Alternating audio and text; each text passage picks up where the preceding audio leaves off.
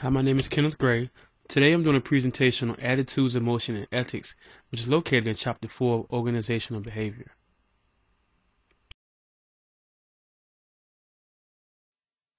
Attitudes are a psychological tendency expressed by evaluating something with a degree of favor or disfavor.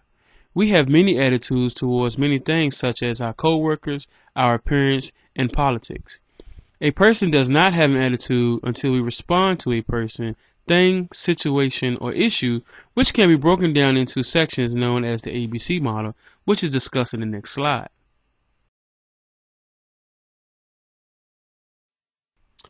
An individual does not have an attitude until he or she responds to a person, object, situation, or issue on an effective, behavioral, or cognitive basis.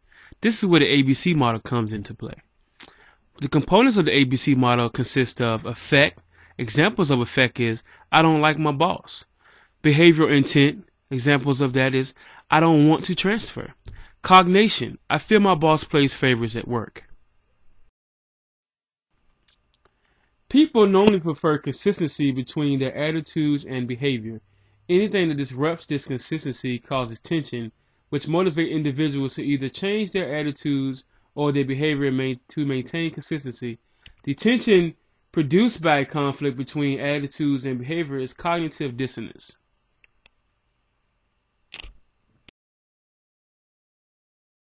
Social learning, the family, peer, religious organizations, and culture shapes an individual's attitudes indirectly.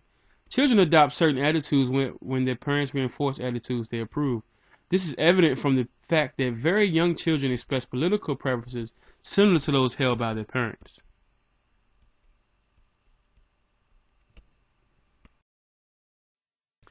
Attitudes can be broken down into two separate groups, such as general attitude and specific attitude.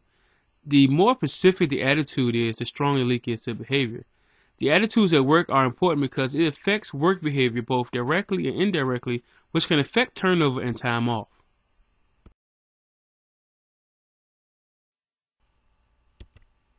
Organizational citizenship is another great topic to talk about.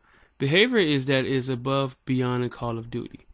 Satisfied employees are more likely to help their coworkers make positive comments about the company, which is especially good for companies that use teams, as employees and teams depend on extra help from each other to get things accomplished.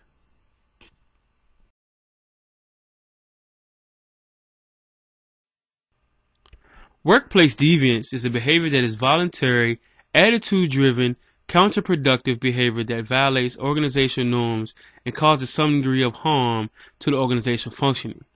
Employees are dissatisfied with their jobs. They are more likely to engage in such activities as gossiping, sabotaging, and theft from the organization.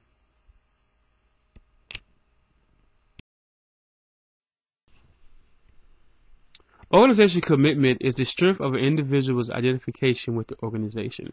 Types of organizational commitment consist of effective, continuance, normative. One of the quotes that stood out to me in the book was, effective and normative commitments are related to lower the rates of absenteeism. Persuasion and attitude change. The days of executives telling employees what to do are now over. Modern managers must instead be skilled in the art of persuasion.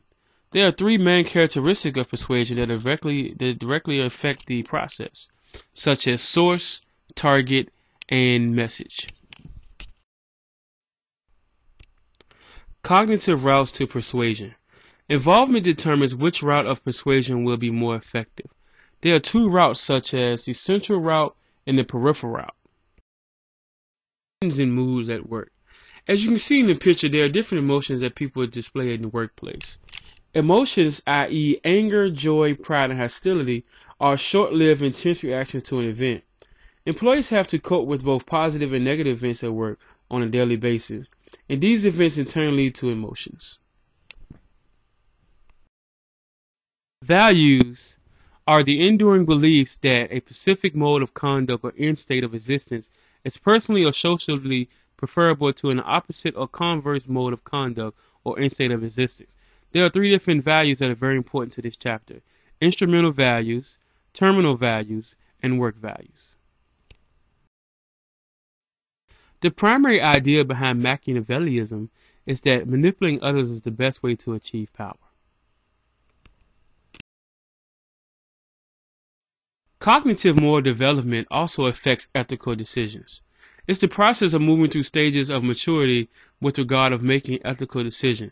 This process has 3 steps: pre-moral, conventional, and principle.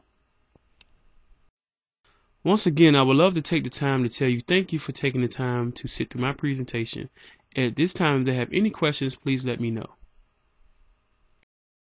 My presentation. Once again, thank you for your time.